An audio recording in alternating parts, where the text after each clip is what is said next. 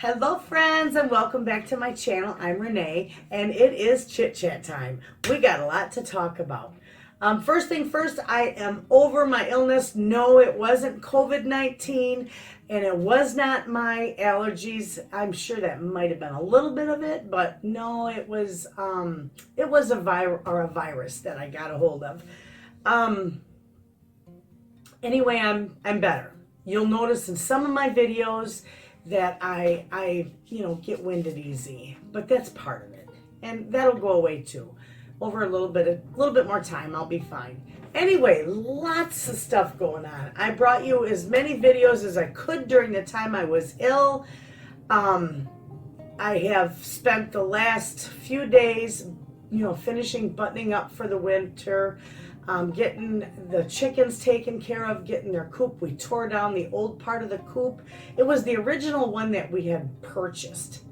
The junk. And I know so many of you told me, don't buy that, you're going to regret it. And I didn't listen, and I am so sorry I didn't listen, because even though I only gave a couple $100 for it, that was $200 wasted that I could have built a permanent structure and it would have still been standing. If anybody ever thinks about buying the prefabricated or pre-made chicken coops, I wouldn't. I really wouldn't. They're not designed for outside, especially in my area. It's not designed through the winter. If you're going to keep a coop like that inside of a building or a warehouse or a big huge barn, it'd be perfect, but it's not good. It doesn't weather well. So anyway, we tore that down. That's all been taken out of there. We took and put new, used. We repurpose and we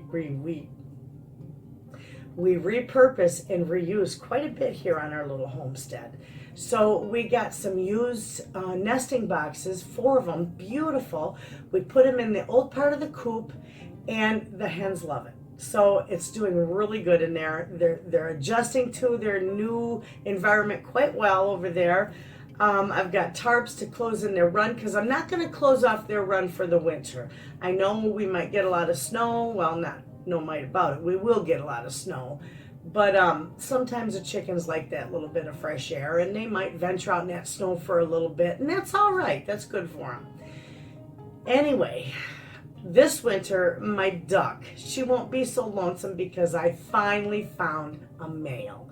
And I was supposed to go pick him up today, but unfortunately, I have to get a new tire put on my Jeep tomorrow, which is a whole nother story. And then after that, I'll be able to go pick up her new husband. And they can honeymoon all winter long in the new coop. So that'll be nice. Back to my Jeep. When my husband was here a couple weeks ago, he went to go up to the store, and as soon as he pulled the Jeep out onto the road, the lower ball joint went out in it, and that's where it's at. That's it. My neighbor had to bring his forklift over, lift up the front end, and back it back into the yard, and my son, being the wonderful mechanic that he is, he came and fixed it right away for me and got me back on the road. So that was, boy, the tires aren't cheap. The one tire for my Jeep was $110. But what do you do? Excuse me. I may cough a little bit, and I'm sorry. We've done, oh my gosh, there's so much canning. My neighbor, her house she's getting her shelves done in her kitchen now so that she can come and get some of her stuff out of the pantry. My pantry is loaded. I have got jars all the way on the floor. I've got jars everywhere because we have done nothing but canning and more canning. And you'll see the video probably before this one. You'll see the pork stew video. It was given to her. Every bit of that food was given to her for that, for the pork stew. And she had come and said, well, what can I do with all these onions and potatoes and celery and carrots? And I'm like, oh boy, if you could get yourself a roast, we'd make you a beautiful beef stew. Well, she had a pork roast that had been given to her as well in her freezer. So all that food that we did that video on was absolutely free for her. and her pantry is going to be bulging at the seams. And that, friends, is another chit chat, because I think we're going on a field trip. I'm going to, hopefully, I want to take you along with me to not Dollar General, but Dollar Tree. Our Dollar Tree in Manistee has lots of food in their aisles. And everything's $1. Everything is $1. And you can stock up an emergency pantry. And I mean emergency pantry. There won't be any fresh vegetables or any fresh fruit or anything like that, but strictly emergency food in case, you get locked down again, or, we don't know what's going on with this pandemic. So this is an emergency run. And I do believe I'm going to spend about $100. I'm going to take $100 with me, $75 to $100 I want to spend, and show you how you can put together a little emergency pantry for a rainy day. I hope never comes. So anyway, that's what we're going to do. And I want to be able to do that, maybe Tuesday or Wednesday. I want to try to get into town. Now, Manistee is about 20 miles away from me, but I can get there. And I think that would be good. I think that would be good, because there's a lot of things you can get there. And a lot of you think, a lot of you may be thinking, I wouldn't even know where to begin. Now, a lot of the food, that I'm going to buy is stuff that my family would eat. Your family might be different, but there is such a variety there. And, it's good food, and it's good for an emergency, and it's cheap, and it's well within my budget. So that's what we're going to do. And I'm going to show you how to put together an emergency pantry. I don't just want to talk about it. I want to actually show you. I also want to go through, before I do this video, and do a little chit chat on things that you can stock your pantry with for emergencies, and quick and cheap, cheap. And I think that would help a lot of people. We do need to stock up. I know people have been saying there's food shortages, or they're coming, or, a lot of people have just completely lost their jobs. So it might not be a matter that there's food shortages. It might just be a matter that you've got a financial shortage, that you can't afford the groceries. So you know what? Dollar Tree, perfect. Don't knock it till you try it. A little bit of food is better than no food. And I know a lot of people are into health, just like myself. That's why I do a lot of my own canning, because I like to know what's in my jars, and I like to eat healthy. But this little emergency stockpile that you're going to have for your pantry isn't going to contain the vegetables, like I said, or fresh fruits. It might not necessarily be health food, but it will feed you in an emergency. And you know what? A little bit of food, whether it's unhealthy or not as healthy as you want to be, or not fresh produce, sometimes canned food, at least it will feed you. And if you buy it right, and get yourself good meals when you're there, for your pantry, you can feed a multitude. So that's what we're going to do. But back to today's chit chat. The yard, all my gardens are tore out, and I am going to take you through do a walkthrough, so I can show you. Everything's pretty barren now. I mean, all my gardens are torn out. Everything's pretty much ready for spring. I just got to get a little more manure and amend some of my beds through the winter. We cleaned out, when we redid the chicken coop, it has all been cleaned and scraped out, and all that manure has gone into my beds for spring. So some of them are already amended. The chickens are doing a wonderful job with that. Now that it's getting a little bit cooler and it's fall and people's gardens have all died off, I like to take and go out and let my chickens out in my yard to scratch around and get in and, scratch around in my gardens for about an hour before dark.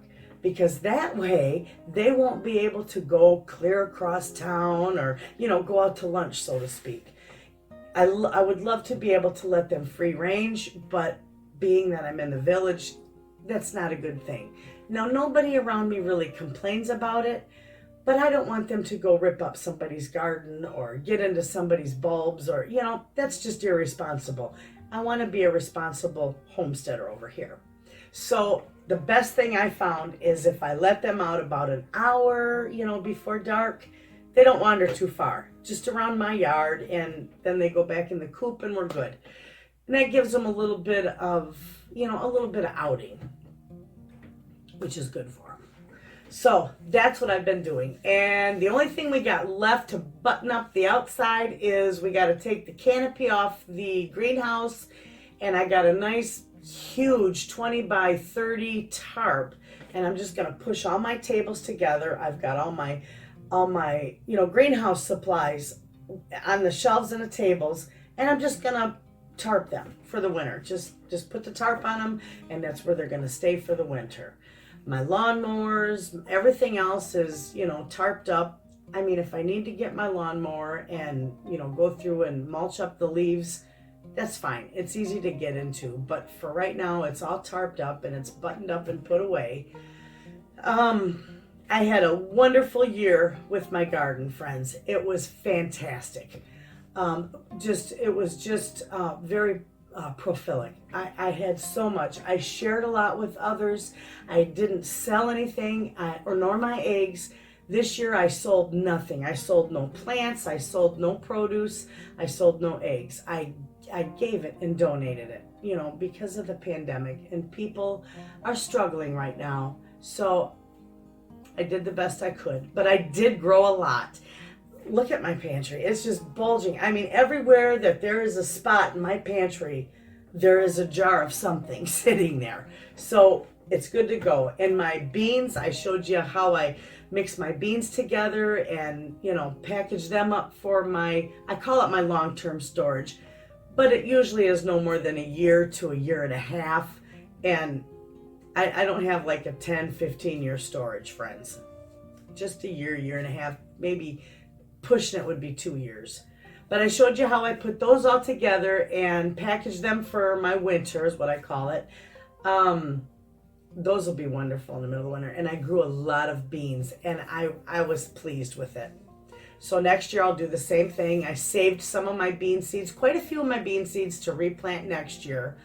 And plus I'll get new ones. I'll get new seeds too. But also I had a friend of mine, Angela, sent me from Pennsylvania. She sent me several packages of seeds. And thank you, Angela. I already put them in my seed bin for next year. I'm working on my seeds for next year. I don't know if there's going to be a shortage. Boy, I'm having a hard time today.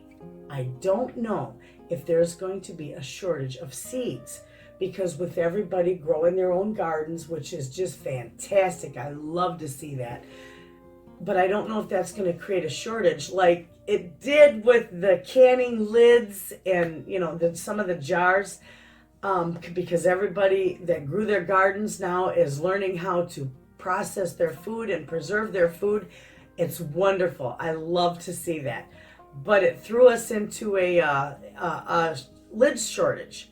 So just look out for your lids. Watch for lids. They should, I believe they said by March, by this spring, they should be pretty well, stocked up again, which we never know. We're not sure. But when they start selling them in their bulk sleeves, buy them in bulk. Then you have enough for a couple years.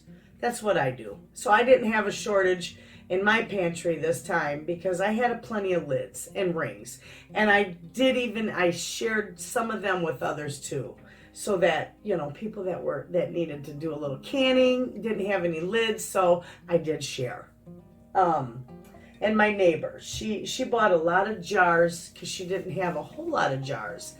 But she did like a lot of her stuff in pints, so you could get your lid and ring in the pint jar all in one nice little pretty package. Package of 12 when you buy them a case. So she bought quite a few of those. And I think this year I might have bought 5 cases of pints. But I have used almost all of my jars in my basement. I probably have maybe 3 dozen left downstairs out of, I can't tell you how many.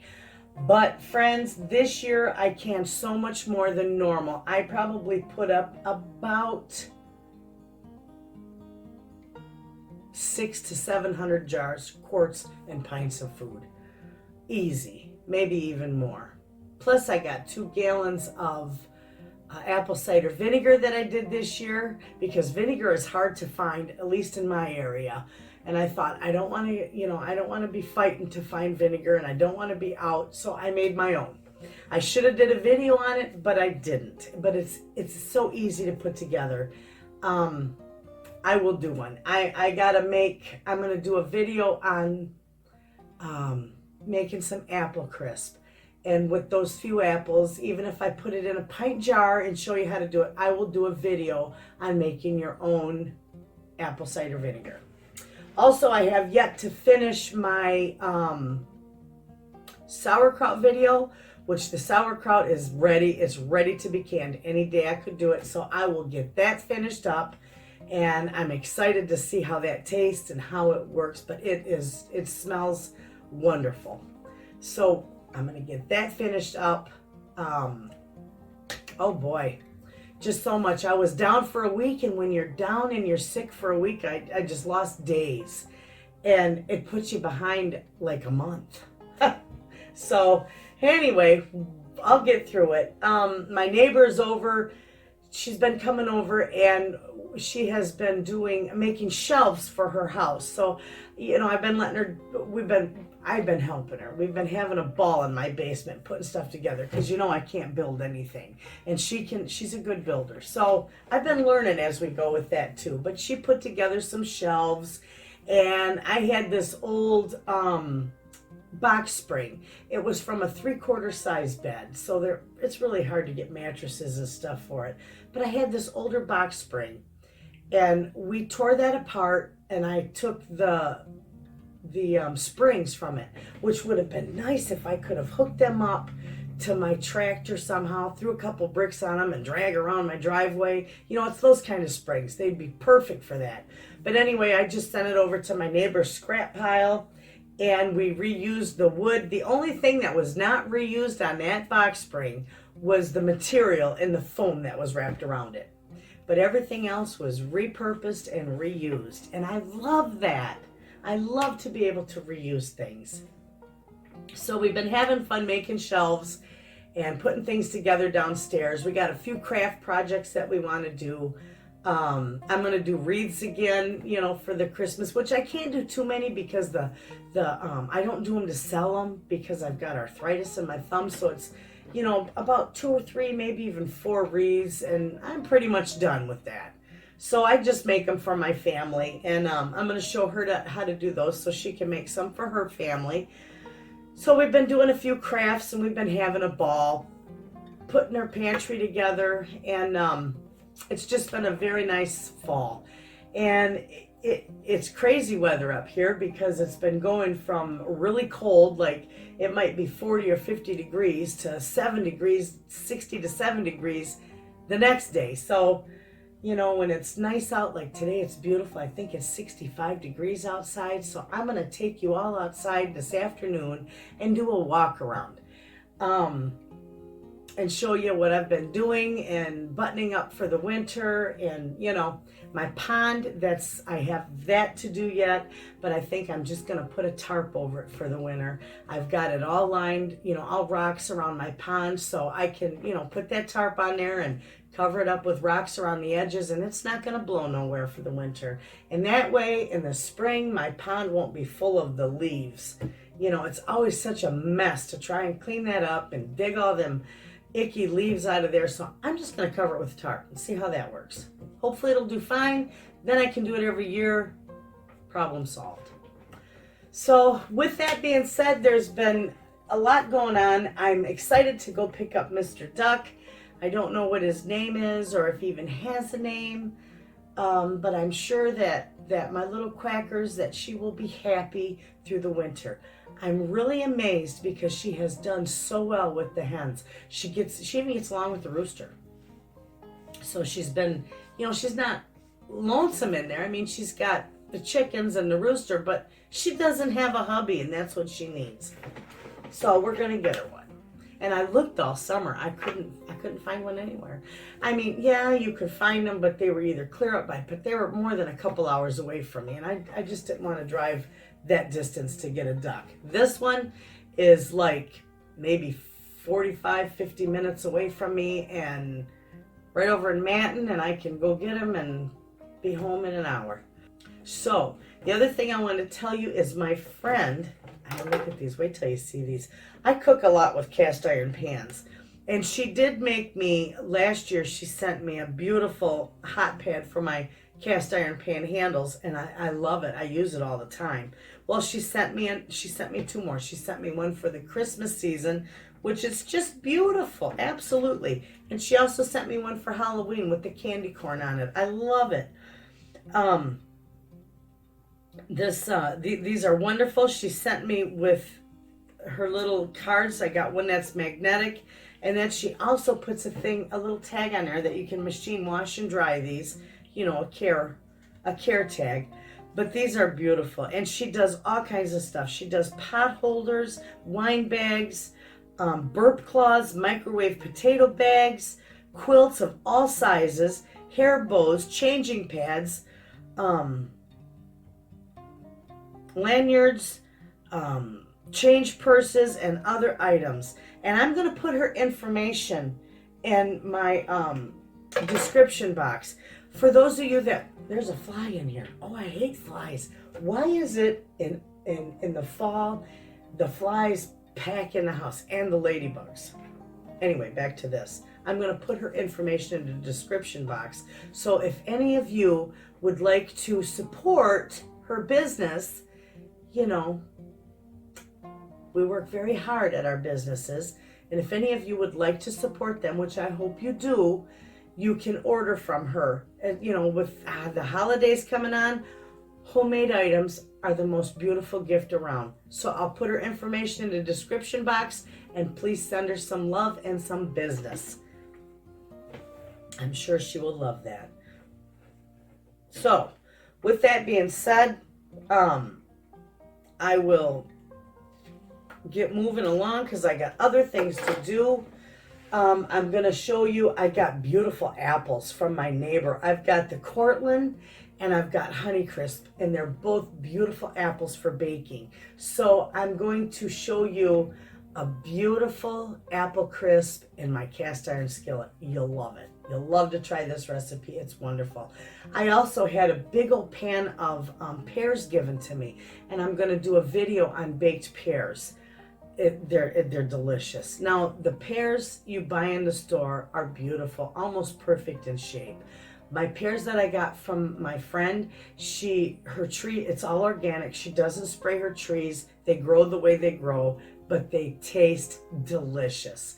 And there's no pesticides, nothing on them. So they're all organic. So you know what? They might not be pretty on the plate, but they're delicious, and that's all that counts. And they're organic. So with that being said, I'm going to skedaddle on out of here. I got things to do.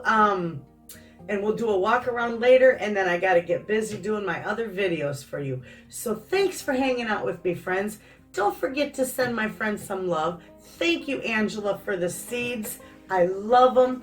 Anybody, you know what? I share my seeds with other people that might not have enough seeds or might want to grow a garden, but they don't have it in their budget. So if you have any extra seeds, packages of seeds that you can spare, or you just don't want to grow or whatever, go ahead and send them my way. My address is at the bottom in the description box, and I will be sure to pay that forward to others who may not have enough money to grow their garden next year, or what have you.